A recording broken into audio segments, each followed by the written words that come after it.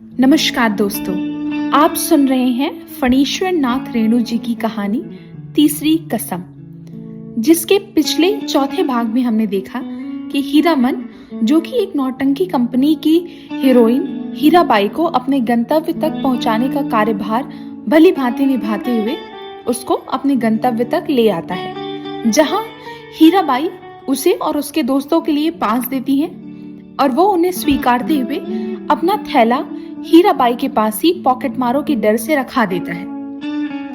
लाल मोहर और धुन्नी राम ने मिलकर हीरामन की बुद्धि की तारीफ की, उसके भाग्य को सराहा बार बार, उसके भाई और भाभी की निंदा की। दबी जबान से हीरामन के जैसा हीरा भाई मिला है, इसीलिए कोई दूसरा भाई होता तो। लहसनवा का मुंह लटका हुआ है। ऐलान सुनते सुनते न जाने कहां चला गया कि घड़ी भर सांझ होने के बाद लौटा है। लाल मोहर ने एक मालिकाना झिड़की दी, गाली के साथ, सौदा कहीं का। धुन्नी राम ने चूल्हे पर खिचड़ी चढ़ाते हुए कहा, पहले यह फैसला कर लो कि गाड़ी के पास कौन रहेगा। रहेगा कौन? यह लहसनवा कहाँ जाएगा? लहसनवा रो पड़ा। हे मालिक, हाथ जोड़ते हैं, इक्को झलक, बस एक झलक। हीरामन ने उदारता पूर्वक कहा। अच्छा, एक झलक क्यों, 1 घंटा देखना, मैं आ जाऊंगा। नौटंकी शुरू होने के 2 घंटे पहले से ही नगाड़ा बजना शुरू हो जाता है और नगाड़ा शुरू होते ही लोग पतंगों की तरह टूटने लगते हैं। टिकट घर के पास भीड़ देखकर हीरामन को बड़ी हंसी आई।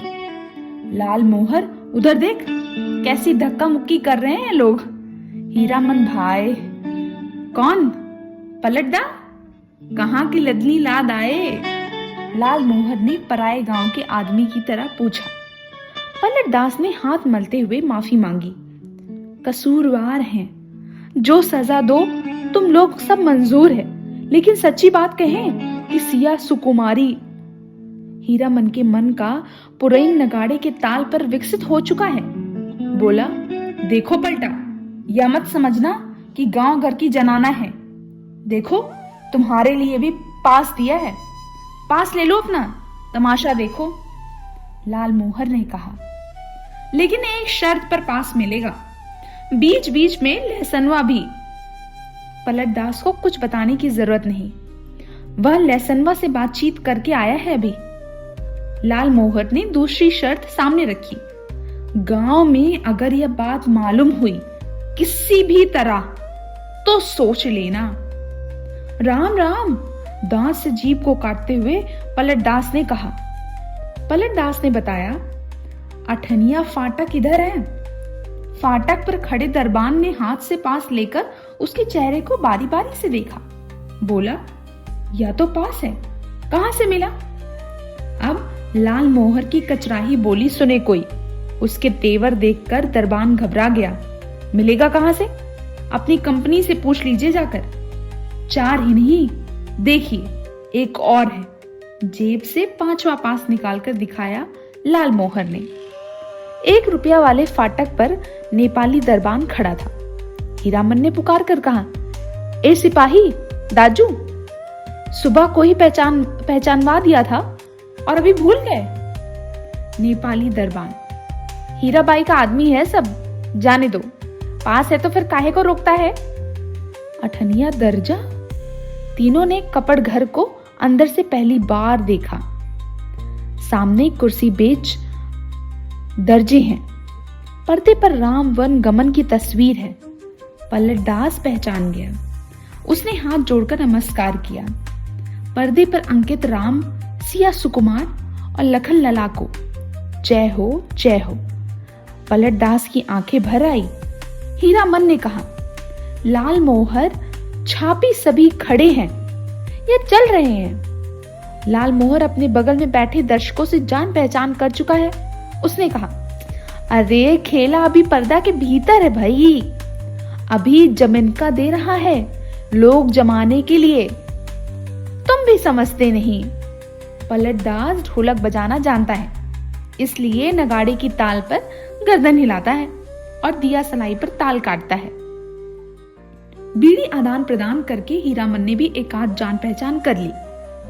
लाल मोहर के परिचित आदमी ने चादर से देह को ढकते हुए कहा, नाच शुरू होने में अभी देर है, तब तक एक नींद ही ले लिया जाए। सब दर्जा से अच्छा ठनिया दर्जा सबसे पीछे सबसे ऊंची जगह पर है। जमीन पर गरम पुआल, एहे कुर्सी बेंच पर बैठकर इस सर्दी के मौसम में तमाशा देखने वाले अभी घुच घुच कर उठेंगे या चाय पीने। उस आदमी ने अपनी संगी से कहा, खेला शुरू होने पर जगा देना। नहीं नहीं, खेला शुरू होने पर नहीं, हिरिया जब स्टेज पे उतरे हमको जगा देना। हीरामन के कलेजे में जरा आंच लगी। बड़ा लटपटिया आदमी मालूम पड़ता है। उसने लाल मोहर को आंख के इशारे से कहा, इस आदमी से बतियाने की जरूरत नहीं है। हीरामन को उस आदमी का हीराबाई के लिए ऐसे शब्द का प्रयोग करना जरा सा कचोट गया था। धन धन धन धड़ाम, पर्दा उठ गया। एहे हीराबाई शुरू में ही उतर गई स्टेज पर। कपड़ घर खचमकच भर गया। हीरामन का मुंह अचरज से खुल गया है। लाल मोहर को ना जाने क्यों ऐसी हंसी आ रही है कि क्या ही बताएं। हीराबाई के गीत के हर पद पर वह हंसता है, बेवजह ही। गुलबदन दरबार लगाकर बैठी है, ऐलान कर रही है, जो आदमी तख्त हजारा बनाकर ला देगा, मुंह मांगी चीज इनाम में दी जाएगी।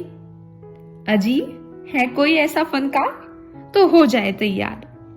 बना कर लाए तख्त हजारा आ, किड़किड़ किर्री अल्पबत नाचती हूं। क्या गला है मालूम है?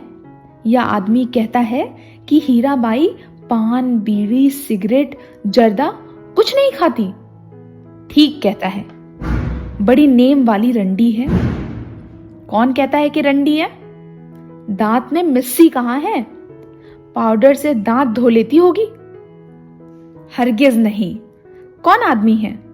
बात को बेबात करता है। कंपनी की औरत को पतुरिया कहता है। तुमको बात क्यों लगी?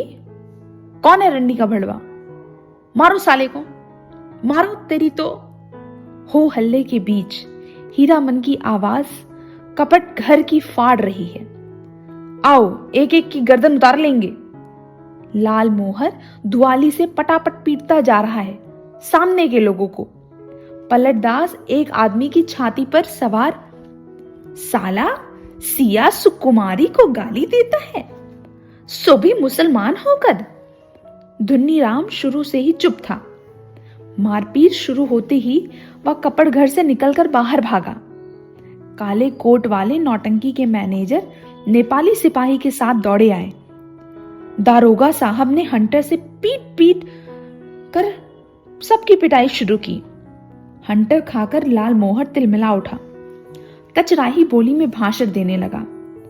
दारोगा साहब मारते हैं, मारिए, कोई हर्ज नहीं, लेकिन यह पास देख लीजिए, एक पास पॉकेट में भी है, देख सकते हैं हुजूर। टिकस नहीं पास। हम लोगों के सामने कंपनी की औरत को बुरी बात कहे तो कैसे छोड़ देंगे? कंपनी के मैनेजर की समझ में आ गई सारी बात। उसने दरोगा को समझाया, हुजूर मैं समझ गया, यह सारी बदमाशी मदमोहन कंपनी वालों की है। तमाशे में झगड़ा खड़ा करके कंपनी को बदनाम नहीं हुजूर, इन लोगों को छोड़ दीजिए। हीराबाई के आदमी हैं, बेचारी की जान खतरे में है। हुजूर से कहा था ना। हीराबाई का नाम सुनते ही दरोगा ने तीनों लोगों को छोड़ दिया, लेकिन तीनों की दुआली छीन ली गई। मैनेजर ने तीनों को 1 रुपए वाले दर्जे में कुर्सी पर बिठाया। आप लोग यहीं बैठिए, पान भिजवा देता हूं। कपड़ घर शांत हुआ और हीराबाई स्टेज पर लौट आई। नगाड़ा फिर घनघना उठा। थोड़ी देर बाद तीनों को एक ही साथ धुनी का ख्याल हुआ। अरे धुन्नी राम कहाँ गया? मालिक, ओ मालिक, लहसनवा कपड़ घर से बाहर चिल्लाकर पुकार रहा है, ओ लाल मोहर, मालिक। मालिक ने तार स्वर से जवाब दिया, इधर से उधर, उधर से इधर, एक टकिया फाटक से। सभी दर्शकों ने लाल मोहर की ओर मुड़कर देखा, लहसनवा को नेपाली सिपाही लालमोहर के पास ले आया। लालमोहर ने जेब से पास निकालकर दिखा दिया। लहसनवा ने आते ही पूछा, मालिक, कौन आदमी क्या बोल रहा था? बोलिए तो जरा, चेहरा दिखला दीजिए, उसकी एक झलक। लोगों ने लहसनवा की चौड़ी और सपाट छाती देखी। गाड़े के मौसम में भी खाली दे, चेले चाटी के साथ हैं ये लोग। लालमोहर ने लहसनवा को शांत किया। तीनों चारों से मत पूछे कोई, नौटंकी में क्या देखे, किस्सा कैसे याद रहे। हीरामन को लगता था हीराबाई शुरू से ही उसी की ओर टकटकी लगाकर देख रही है, गा रही है, नाच रही है। लालमोहर को लगता था हीराबाई उसी की ओर देखती है। ना समझ गई है, हीरामन से भी ज्यादा पावर वाला आदमी है लालमोहर। पलट दास किस्सा समझता है। किस्सा और क्या होगा, रामायण की ही बात है। वही राम, वही सीता, वही लखन लला और वही रावण। सिया सुकुमारी को राम जी से छीनने के लिए रावण तरह तरह का रूप धरकर आता है। राम और सीता भी रूप बदल लेते हैं। यहाँ भी तख्त हजारा बनाने वाले माली का बेटा राम है, गुलबदन सिया सुकुमारी है, माली के लड़के का दोस्त लखन लला है और सुल्तान है रावण। दुन्नी राम को बुखार है तेज। लहसनवा को सबसे अच्छा जोकर का पार्ट लगा है।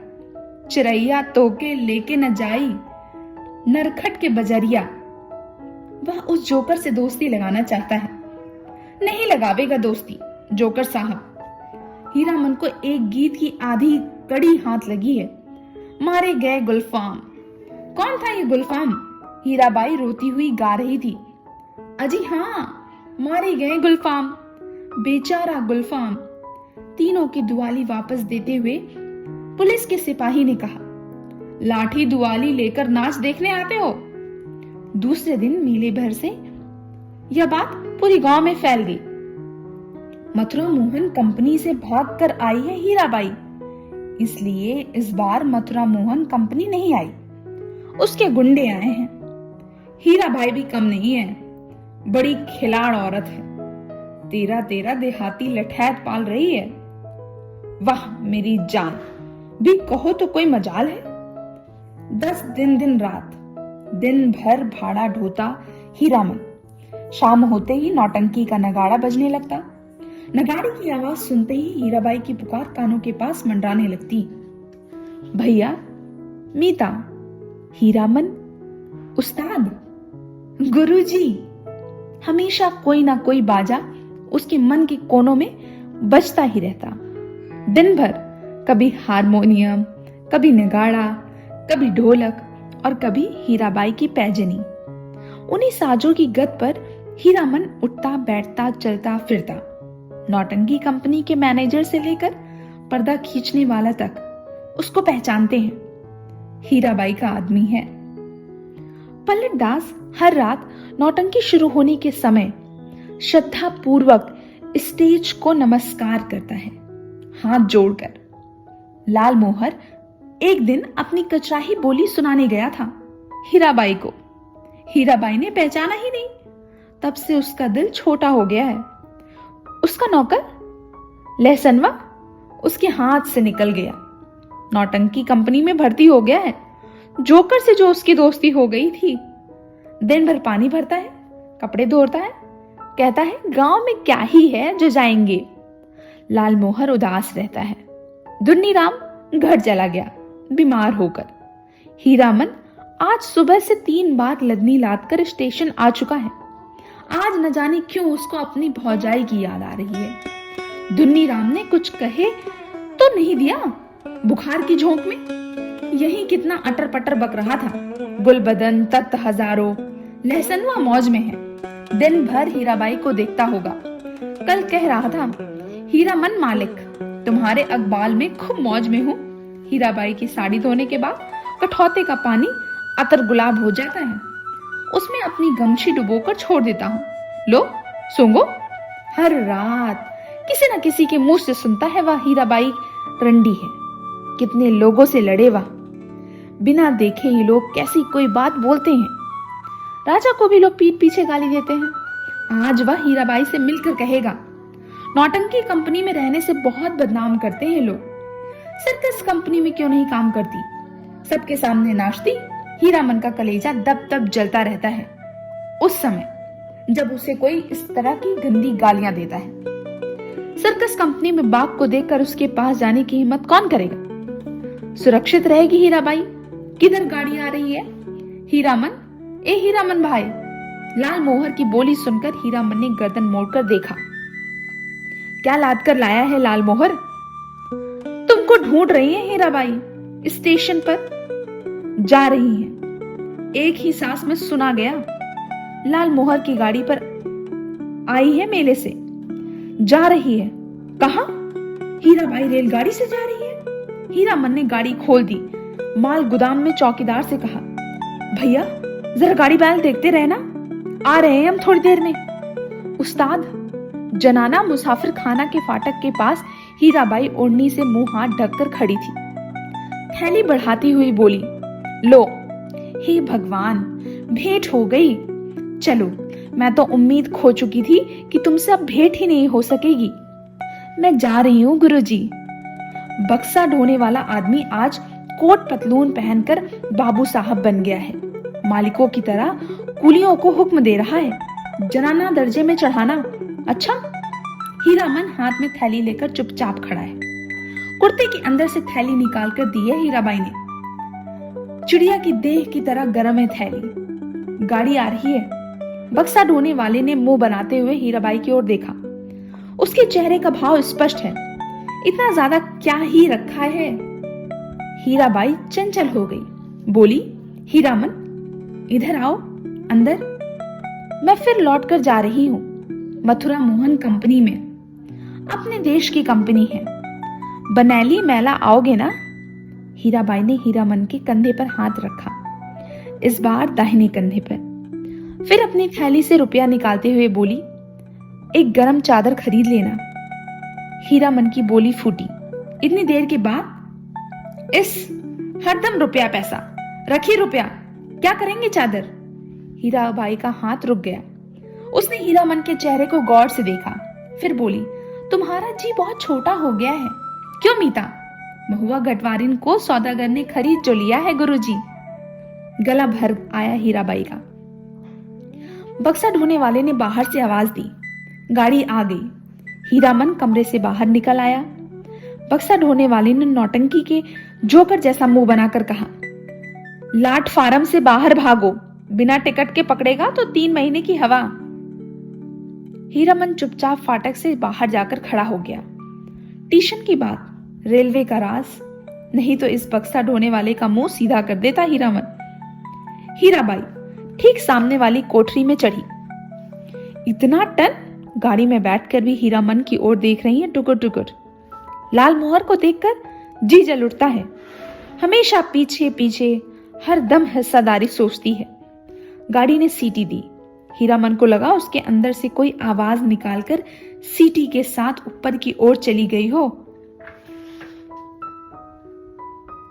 गाड़ी हिली। हीरामन ने अपने दाहिने पैर के अंगूठे को बाएं पैर की एड़ी से कुचल दिया। कलेजे की धड़कन ठीक हो गई। हीराबाई हाथ की बैगनी साफी से चेहरा पोंछती है। साफी हिलाकर इशारा करती है, अब जाओ। आखिरी डिब्बा गुजरा। प्लेटफॉर्म खाली, सब खाली, खोखले, मालगाड़ी के डिब्बे, दुनिया ही खाली हो गई हो मानो। हीरामन अपनी गाड़ी के पास लौट आया। हीरामन ने लाल मोहर से पूछा, तुम कब तक लौट रहे हो गांव? लाल मोहर बोला, अभी गांव जाकर क्या करेंगे, वहां तो भाड़ा कमाने का मौका है। हीराबाई चली गई। मेला टूटेगा। अच्छी बात है, कोई सामान देना है घर। लाल मोहर ने हीरामन को समझाने की कोशिश की, लेकिन हीरामन ने अपनी गाड़ी गांव की ओर जाने वाली सड़क की ओर मोड़ दी। अब मेले में क्या धरा है? खोखला मेला। रेलवे लाइन के बगल में बैलगाड़ी की कच्ची सड़क है, दूर तक। हीरामन कभी रेल पर नहीं चढ़ा है। उसके मन में फिर पुरानी लालसा झांकी। रेलगाड़ी पर सवार होकर गीत गाते हुए जगन्नाथ धाम की लालसा। उलटकर अपने खाली टप्पर की ओर देखने की हिम्मत नहीं होती है। पीठ में आज भी गुदगुदी लगती है। आज भी रह रहकर चंपा का फूल खिल उठता है उसकी गाड़ी में। एक गीत की टूटी कड़ी पर नगाड़े का ताल कट जाता है। बार बार उसने उलट कर देखा, बोरे भी नहीं, बांस भी नहीं, बाग भी नहीं। परी, देवी, मीता, हीरा देवी, महुआ घटवारिन, कोई नहीं। मरे हुए मूर्तों की गूंगी आवाजें मुखर होना चाहती है। हीरा मन के होंठ हिल रहे हैं। शायद ये तीसरी कसम खा रहा है। कंपनी की औरत की लदनी वह कभी नहीं करेगा। हीरा मन ने हठात अपने दोनों बैलों की झिड़की दी, दुआली से मारते हुए बोला, रेलवे लाइन की ओर उलट उलट कर क्या देखते हो? दोनों बैलों ने कदम खोलकर चाल पकड़ी। हीरा मन गुनगुनाने लगा, अजी हाँ, मारे गए गुलफाम, मारे गए गुलफाम।